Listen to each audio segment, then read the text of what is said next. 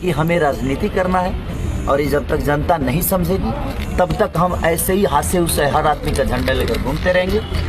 तो इसलिए जनता को जागरूक, जो नेता गांव में जाए मार के भगाइए। जी हाँ दोस्तों, खेसारी लाल यादव लड़ने वाले हैं राजनीति चुनाव। कौन से राज्य से, इस वीडियो में आपको पूरा बताऊंगा। तब तक अपने भाई के चैनल को सब्सक्राइब नहीं किए तो अपने भाई के चैनल को सब्सक्राइब करना मत भूलिएगा। दोस्तों आप लोग जानते हैं खेसारी लाल यादव को ग्लोबल म्यूजिक कंपनी ने 3 साल के लिए एग्रीमेंट करवा चुका है। इसके वजह से खेसारी लाल यादव म्यूजिक के दुनिया में धमाकेदार सॉन्ग नहीं लेकर आ रहे हैं, जबकि इससे पहले खेसारी लाल यादव एक से बढ़ के एक नया धमाकेदार सॉन्ग लेकर के आते थे। लेकिन दोस्तों खेसारी लाल यादव का गाना कम आने की वजह से पहले जितनी कमाई नहीं हो पा रही है। दोस्तों मैं आपको बताता रहा हूँ, इसी की वजह से खेसारी लाल यादव को राजनीति का सहारा लेना पड़ रहा है। लेकिन दोस्तों इस वीडियो में मैं आपको पूरा बताऊंगा खेसारी लाल यादव चुनाव में कौन से राज्य से आने वाले हैं। दोस्तों आप लोग जानते हैं खेसारी लाल यादव का सपना नहीं था चुनाव में आने का, लेकिन फिर भी खेसारी लाल यादव चुनाव में आने का तैयारी बना चुके हैं। दोस्तों आप लोगों को अंदाजा है खेसारी लाल यादव कौन से पार्टी से आ सकते हैं? नहीं तो मैं आपको बता रहा हूँ, खेसारी लाल यादव बीजेपी से चुनाव लड़ने वाले हैं। दोस्तों क्या खेसारी लाल यादव को आने वाली चुनाव में लड़ना चाहिए या नहीं, हमारे कमेंट बॉक्स में कमेंट करके जरूर बताइए। तब तक मिलते हैं अगले नेक्स्ट वीडियो में।